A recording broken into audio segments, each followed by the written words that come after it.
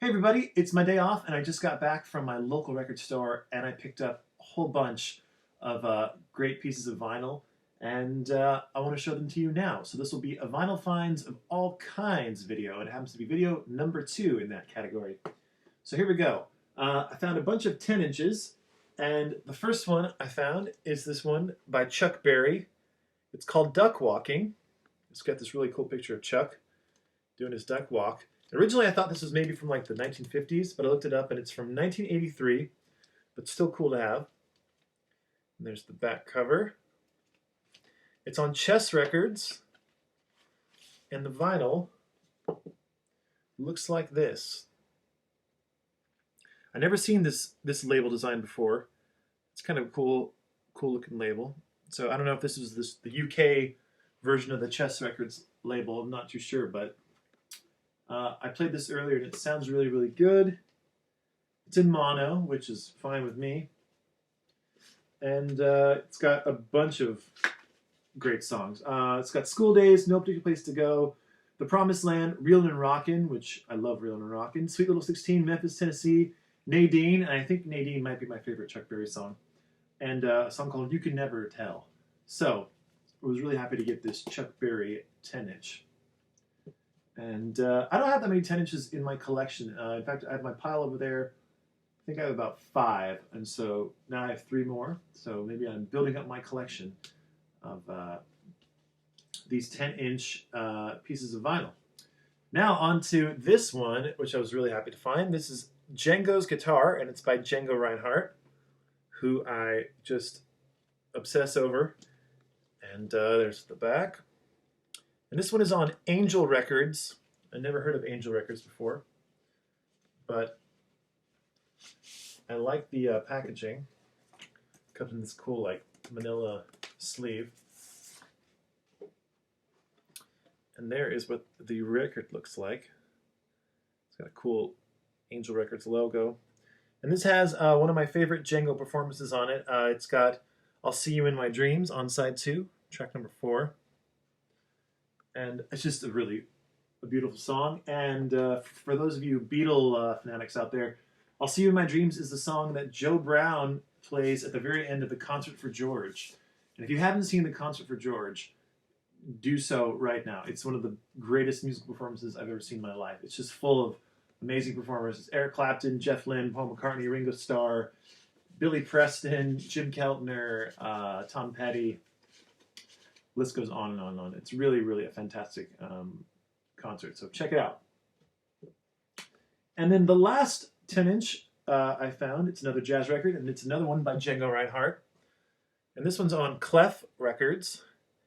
It's got this kind of interesting drawing of Django. I like the back cover a little bit more than the front cover. It's got that really cool photo of Django there in this very like orangish red color.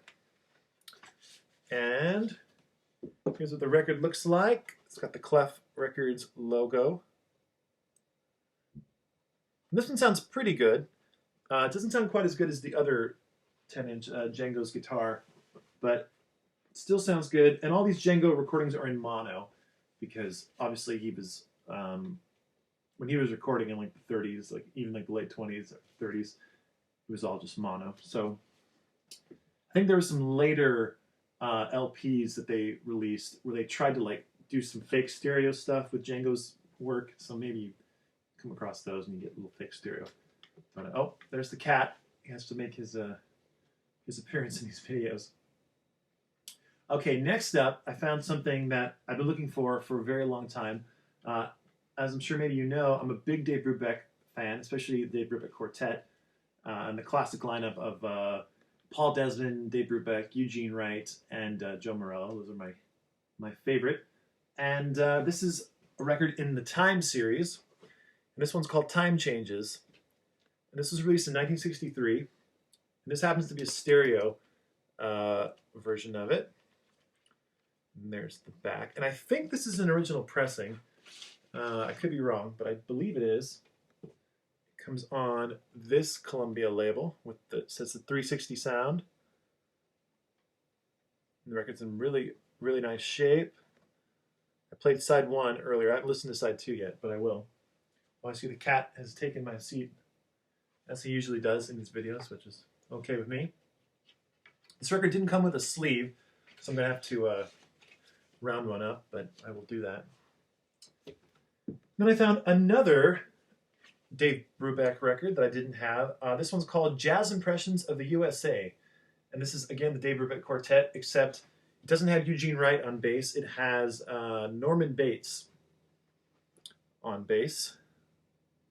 It's got this cool, very 1950s album cover. And I don't exactly know what year this one was released, but I'm guessing it was the mid to late 50s. Probably 56. It looks like 56 maybe. And there's the back. This one's in mono. And it is a Columbia 6i label, which is really cool. And there's hair on it. Now the hair is gone. There you go. This one's in a little bit of rough shape. It's not in fantastic shape. But it was only $2, so I figured can't go wrong with $2. And I was thinking about this, and I want to propose this to those of you in the vinyl community. I've heard about cleaning up records with wood glue. Now, that sounds pretty wild to me. I've watched some videos on YouTube of people doing this method where they put wood glue on the record, let it dry overnight, and then they peel off the wood glue, and it cleans the record. So I was thinking about maybe doing it to this, since it was only $2, and really, you know, I could probably find this again if I needed to. And I picked up some wood glue. In fact, I got some Elmer's wood glue. It's over there somewhere. But I'm wondering, I'm not going to do it yet, because I don't know if Elmer's wood glue is exactly the wood glue to use. But if any of you have done this, let me know. Let me know how it turned out, if you recommend it, and if you did do it and it turned out good, the steps that you took, because I'd be really interested to try that. And if I do, I'll make a video about it and we can watch it together. So anyway, Dave Brubeck Quartet, Jazz Impressions of the USA. And last but not least, or actually no, there's actually one more after this. Found this other jazz record, and it's Bud Powell. My uncle got me into Bud Powell when he gave me a bunch of his records, and one of the records he gave me was the best of Bud Powell. So now I'm kind of going back and picking up just the regular records of Bud Powell, and this one was released in 1964.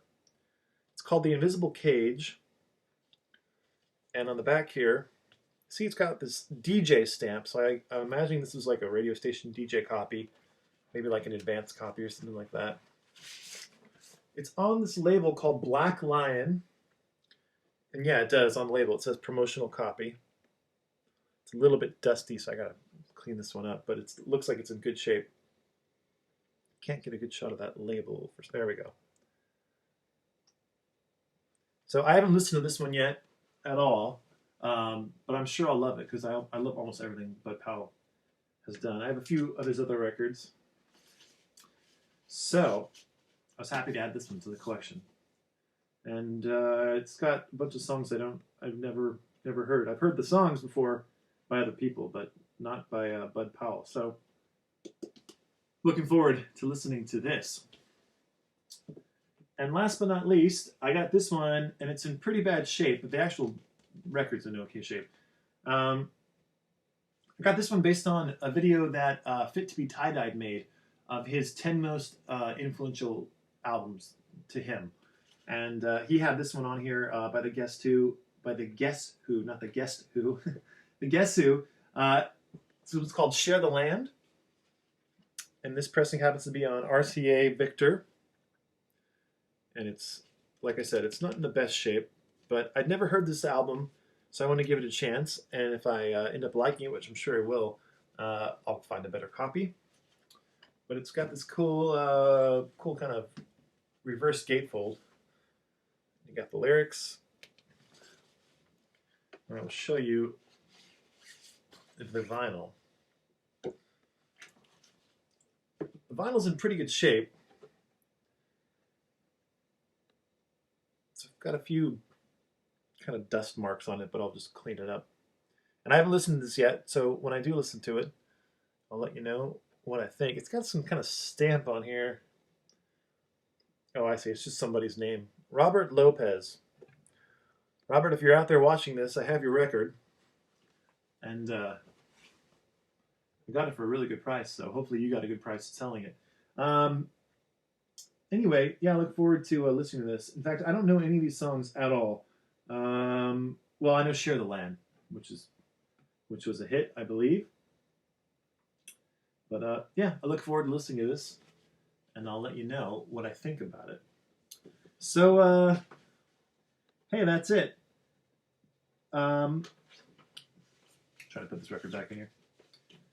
Thanks for watching, and I look forward to reading your comments down below. Let me know if you have any of these records, if you have any questions about these records, maybe you have some information that I don't know about these records. I would be interested to read that information. So also, I have an all-vinyl radio show that you can check out by clicking the link below. It's called Needle Meets Vinyl.